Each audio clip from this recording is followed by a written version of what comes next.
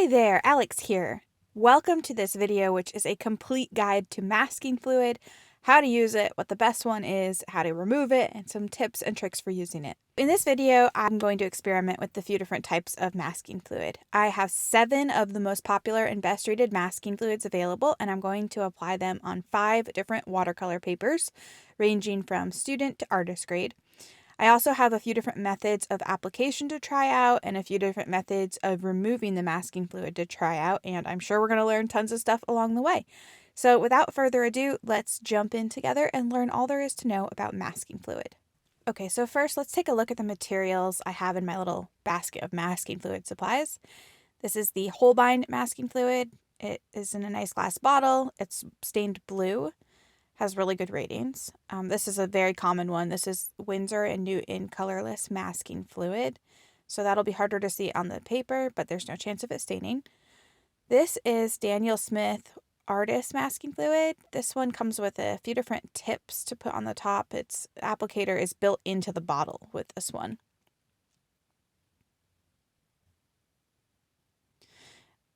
I have graphics. This is a cute little kit that comes with an applicator, a remover, and a little vial of masking fluid. So this looks interesting. I haven't used this or really heard much about it, so we'll see how that goes. Don't really know what to expect, but they have the whole system in one. Here's the PBO masking fluid. This is a pretty popular one, and I never know if I'm saying the name right, but I am just going to keep saying it like PBO. They call it drawing gum. This is also blue. It's in a plastic bottle. This is a very highly rated one I found on, this is the Schminky. They call it drawing gum or masking fluid. It is also in German. So yeah, it's colored. It's in a little dispensing bottle, so the applicator tip is built in again.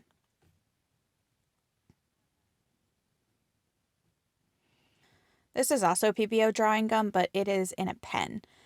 There's another pen like this, which is by the brand name Molito, and I've used both of them, and I think the pens work great the first time you use them, but they get gummed up really fast. So this one has an extra tip on it, which is interesting.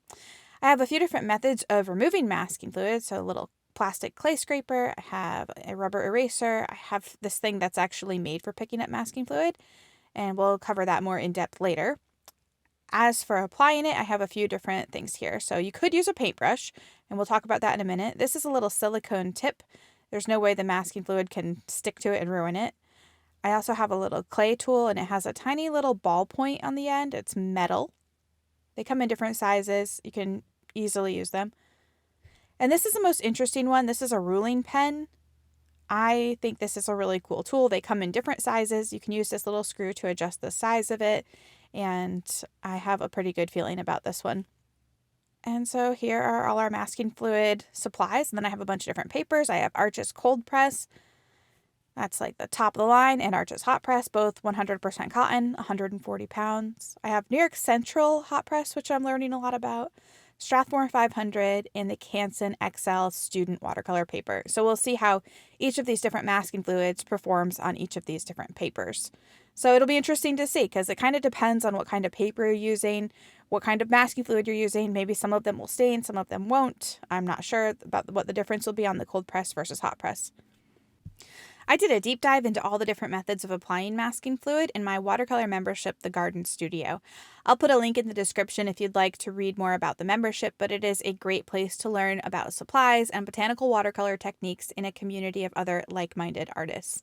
If you're interested in learning more about how to apply masking fluid or a little bit more about watercolor supplies, I definitely encourage you to check that out. Okay.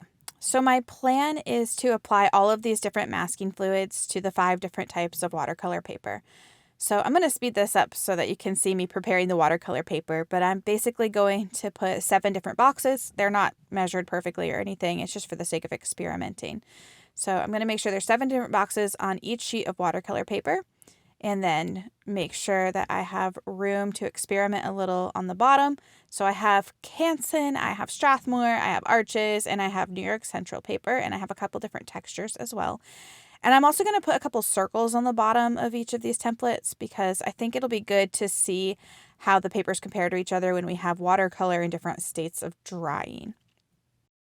So the templates are all set. And quick note, when you're getting ready to apply your masking fluid, never shake it. You're going to get air bubbles if you shake it. So you just want to roll it gently. Air bubbles are going to really mess with the flow of your masking fluid, regardless of how you're applying it. So we're going to go across these sheets in the following order.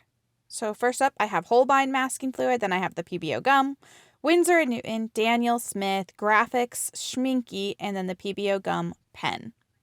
So my first one is going to be the Holbein, and I'm going to apply a couple lines here. I'll use a couple different application methods. I'm going to use the dipstick from Graphics as well as the ruling pen. And I'll be using these same techniques on all 5 sheets of watercolor paper. I'm going to grab my ruling pen here, and it's at its widest capacity. I'll dip it in here. Sometimes it's helpful to wipe the bottom off. It just keeps it from dripping a little bit. Get really nice, precise straight lines with the ruling pen. So we will let each of these dry completely. And let me just go to the next one, and that's going to be the PBO gum. I'll just paint directly out of the jar for now. But like I said earlier, if you're going to use this in a painting, pour a little bit out into a plastic palette or a ceramic dish or something. But we're just using them so briefly, it'll be fine right now. The PBO gum has a very smooth application. I have to say it has a really nice flow to it. I like that. Let me try it with the dipstick. Do a couple little stamps with it. Yeah, it goes on really nice. So these first 2 are blue, and that's awesome when you're painting because you can see exactly where you applied it. You can see exactly where you need to pick it up, but you do run the risk of some staining. So some of the masking fluids that have a blue dye in them, they will stain the watercolor paper. So something to be aware of, and that's something I'm keeping my eye on as we experiment. Okay, next I have my Winsor & Newton, and wow, this smells very strong. So that is something to be aware of. That ammonia can smell really strong. Sometimes it smells a little fishy too, honestly. I don't know what that's about. This one isn't going on quite as smooth. And I know that you aren't able to see it because it's colorless masking fluid. So you can't see it. Of course, that means that it can't really stain our paper. So there's pros and cons to that.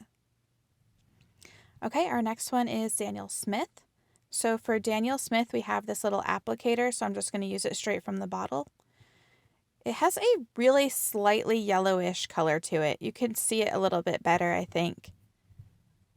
It also came with those little plastic tip applicators, so you could use that as well. Next is the Graphics masking fluid. It's called Incredible White Mask Liquid Frisket. And I'll just dip my ruling pen straight into that. I'm cleaning my ruling pen off between each one of these applications, and you can just rub it between your fingers and it'll come off, or you can insert a little scrap of watercolor paper between the pieces of metal, and then that'll grab the extra masking fluid as well. I'm going to do a bunch of tiny little dots. This has a really nice flow.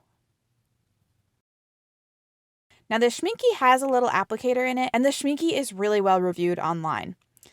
The applicator has more control. It has a really good flow to it. It's a super dark blue compared to the other one, so I'm interested to see if that stains. I'm going to apply it with my ruling pen too, because the applicator tip is letting a lot out. It does have a good flow, but you can't get a really narrow line with it. So I'm going to try this with my ruling pen, and it works really well.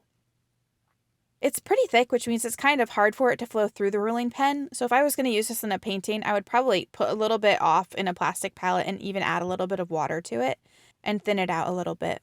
I'm not sure how this would work in a painting, but it is interesting. You can see it really well, and that does have really good reviews. Last is the PBO gum pen. Shake it up, get some of that liquid frisket flowing through there. Push down, try and get it flowing. And again, it's just so thin, and I do think the pens are good because you have control over where it's going, like very precise control, but it doesn't flow very well, and it just has such a thin layer of it. So I kind of am coming into this with a little bit of a bias where I like using them the first time that they're open, but every time after that, it isn't great. I'm going to grab my watercolor paints here, and we're going to move down to these circles at the bottom of the templates. And on this first circle, I'm going to paint it in with watercolor, and I'm going to let it dry completely, like hours before I put masking fluid on it.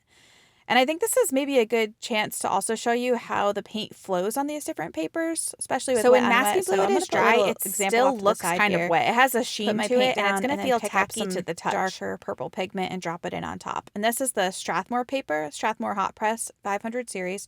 It's a really good paper. I do find it dries pretty quickly, so you have to move fast when you're doing wet on wet. So that is one complete template, and I'm going to do this exact same thing on the other 4 sheets of watercolor paper. So I'm going to continue to apply things to these templates, and then I'll speed up the recording, and I want to just tell you some interesting things about masking fluid. Okay, so first, what is masking fluid? It can go by a few different names, so it can be called masking fluid or liquid frisket or drawing gum, and it's basically made up of latex and ammonia, which is why it can smell pretty strongly when you open up a bottle of it. Masking fluid is used to mask the watercolor paper, so you can paint over it, and then once everything is dry, you can remove it and see your bright white paper or a lighter layer of paint untouched underneath. It can get old and hard really fast, especially if you leave the lid off, so always make sure that you're putting the lid back on, pouring it off out to the side. It also can get old and hard if it's just like sitting in your studio or in your supplies for a couple years, so you're going to want to make sure that you check it out before you use it. Like I said earlier, don't shake it. That's going to cause air bubbles. So just kind of roll it gently around. And then here's the most important thing about masking fluid. Your paper needs to be completely dry before applying it. A lot of people put watercolor down and then apply masking fluid on top of that. And that is awesome. That's totally valid. But you need to make sure that that bottom layer is completely dry. And that's one of the experiments that I'm planning to do here also. Another application method is to use toothpicks or cocktail sticks. Those are great for tiny little hairs or the little stamen or little fluffy parts on the center of a flower or a stem. Masking fluid does dry really quickly though, especially if you're doing super thin layers. So just be aware of that as you're using. You want to put it on thick enough that you can see it and that there's something to grab when you go to remove it. Okay, so you might be tempted to dry it faster with a hairdryer, but it's really important that you don't do that because masking fluid will bond with the paper if you dry it with a hairdryer, and then when you go to get it up, it's going to rip the paper. So definitely don't use a hairdryer. Just be patient and let it dry. A good way to double check if the paper is dry enough that you can apply masking fluid is to touch the back of the paper with your fingers. And if it feels a little bit cold to the touch, then it's still too damp to remove anything or to add masking fluid on top of it. I cannot stress enough how important it is to be really patient with this and let everything dry because everything will work better when you give it adequate time to dry.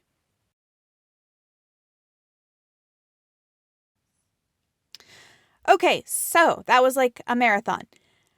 I have applied 7 different masking fluids to 5 different sheets of watercolor paper using 2 different methods of application, as well as a paint pen and a fine tip applicator with the Daniel Smith and the Schminke paint applicator. So we have a lot going on here. I've also applied a wash of watercolor paint to the bottom circle, and I'm going to let that dry completely before I put masking fluid on top of it. So I'm going to leave this completely alone and let it dry for a long time, and I'll be back to apply a wash of watercolor over all of the masking fluid. Okay, everything is completely dry now.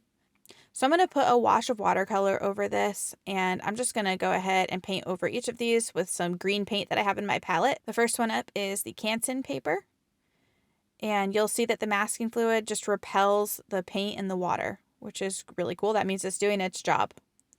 So we're going to let that dry completely. The Canson XL paper, I think, is great for practicing brush strokes. I think it's terrible at wet into wet. Let's go to our next one here, and this next one is the Strathmore 500. Using different papers means I'm having to adjust how much paint I'm using, how much water is on my brush, just different for each thing. So this is the Strathmore 500, and I'm just going to keep applying a wash of watercolor over everything, and then again, let it dry completely before we remove it, because the last thing we want to do is start to remove it and smudge paint all over everything. This is the Arches Cold Press, which always takes a lot more water to fill in, but of course it stays wet and workable. It's a great paper, especially for wet and wet. Okay, and then I'll move over to the Arches Hot Press. The nature of hot press paper is that it's just going to dry faster, so I'm going to work fast here, put my paint down, move it around with water. It's always a pleasure to paint on the Arches paper. It just is predictable in how the paint moves and how the water moves, which is really nice. All right, and then we have our New York Central paper down here. I'm going to apply a wash of green watercolor paint over everything, and then I'm going to let it dry completely. So while those areas are drying, I'm going to apply a wash of watercolor, the purple paint I had mixed up earlier, and I'm going to put those in the other circles that we have here. So at this point, that circle on the left and the example of the wet into wet is completely dry, and I'm going to put masking fluid on that.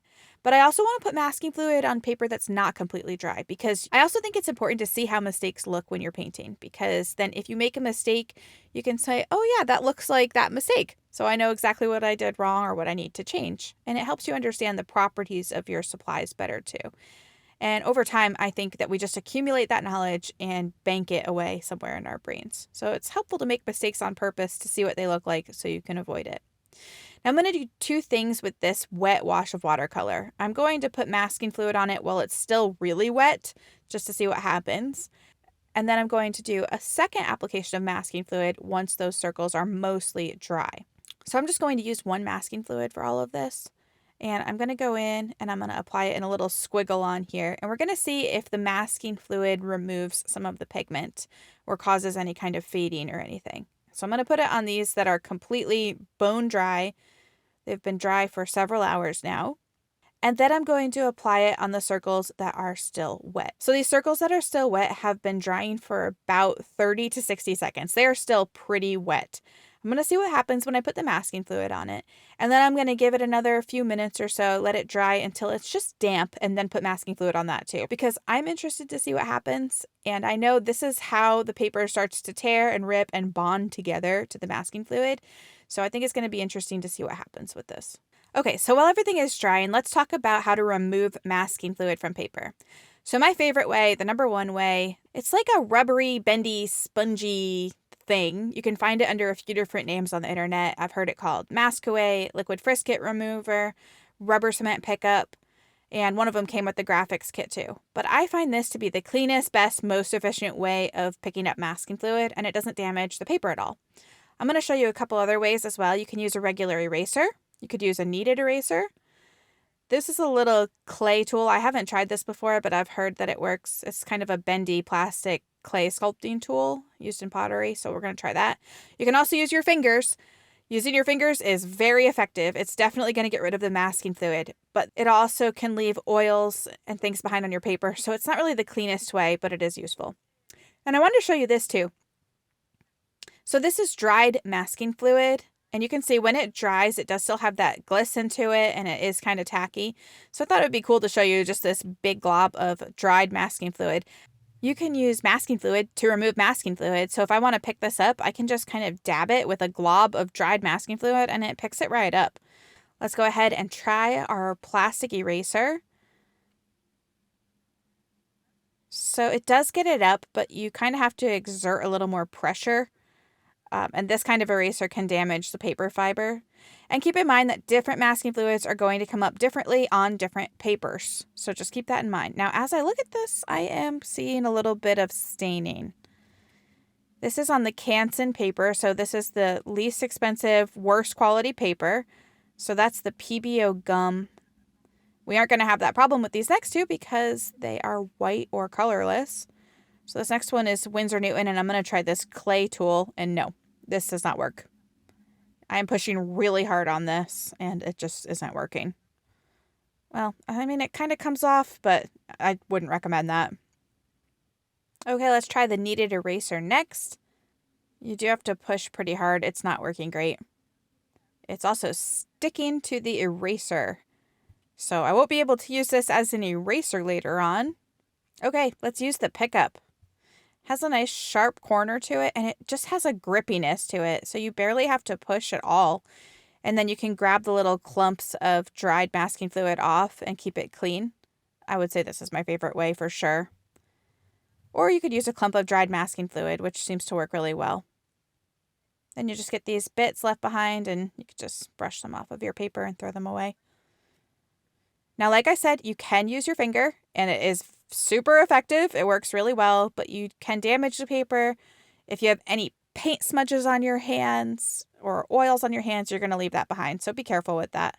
I'm going to pick up this liquid frisket remover again and go for the PBO gum pen.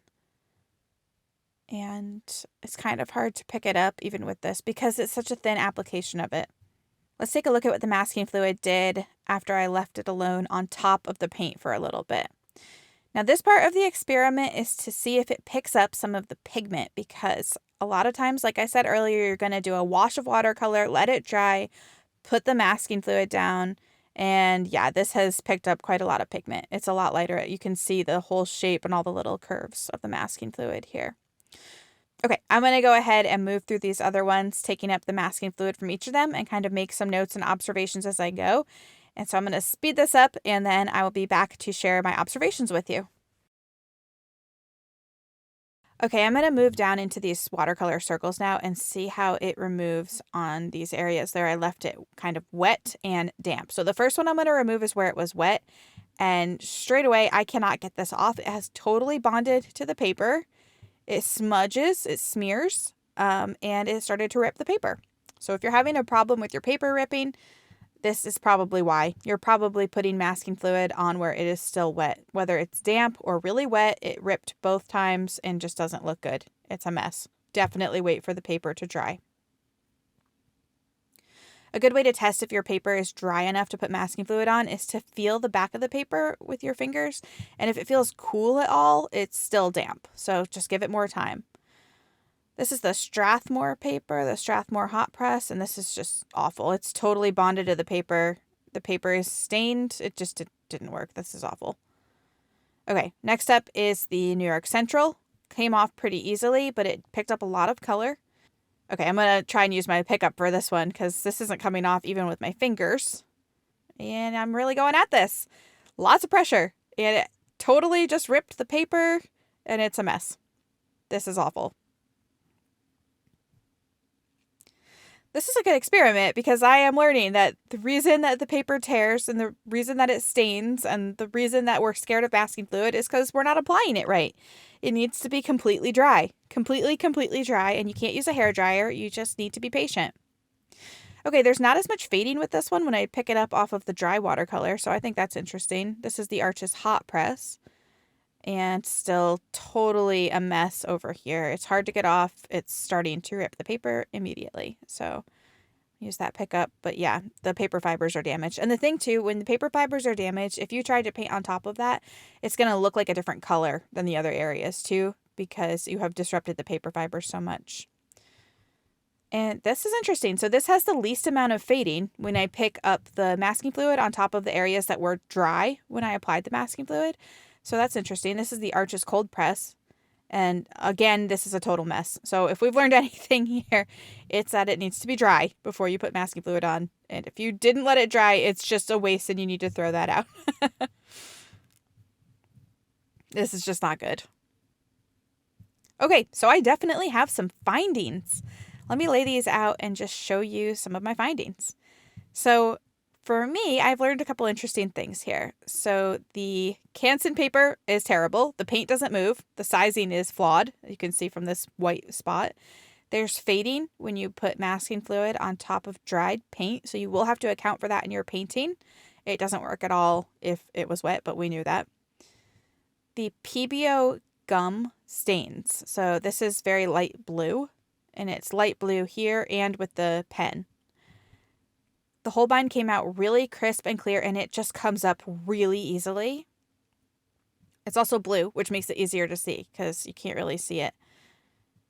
And it didn't really stain on this one, so I think you're in good shape. You can see if you've left it behind since it's blue. So I think Holbein is one of my winners here. The Schminke is also really good. I just don't like the way it applies. So if I used it, I would put some on a different palette or something and then use my ruling pen for that. So that's on the Canson paper. Let's look at the Strathmore paper. This is Strathmore 500. It's a good paper. Lots of fading when you put the masking fluid on top of the dry paint. So that's interesting. The paint does disperse really nice, wet into wet. The PBO stained in both of them with the marker too. The Daniel Smith is very crisp on this paper, but on the other papers, the Daniel Smith caused some yellowing. It kind of stained yellow, which is not a good look. Okay, so this is the New York Central. Tore the paper up here if I put masking fluid on top of damp or wet paper, so don't do that. New York Central is a very soft paper, And you do get a little bit of a jagged edge almost with the paint application. I don't know if it's a sizing issue or what, but it doesn't have as crisp of an edge. The masking fluid worked really well on it. It didn't fade as much. It didn't really stain. So there's not really a clear winner with this. They all perform pretty well in the New York Central. Okay, here we have the Arches hot press and cold press. So both of these, when I put masking fluid on top of the dried paint, it didn't pick up too much pigment. There wasn't too much fading. They both have really good dispersal with wet on wet. Okay, but on this one, on the cold press, the Holbein did stain a little bit. So this is interesting. Yeah, it's a little bit blue. Then the PBO didn't. So you had to watch out for these blue masking fluids. I don't see any staining on the hot press, so it was just on the cold press. The PBO was really hard to get up with the marker, I think, because of the paper texture. That being said, I think that I will go with graphics for this one, actually. It is really good. It picked up really clean, has a really nice flow.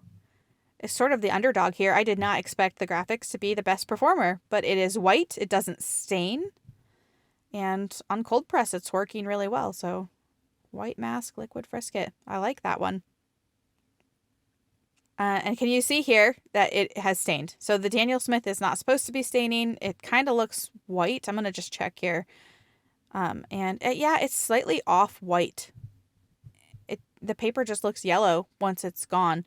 I don't know if you can see it clearly with the footage, but I can definitely see it with the naked eye that it looks yellow or off white compared to the other ones. I'm just going to put a drop of the graphics here and see.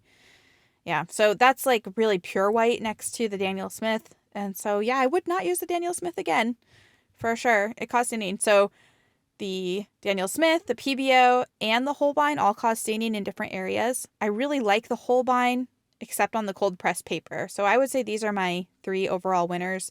And Schminky gets honorable mention because I don't like the way the applicator works, but I would probably like it with a ruling pen and thin down a little bit. I think I like the graphics the best, actually. Here are the graphics examples. Get nice fine lines with it. It has good flow.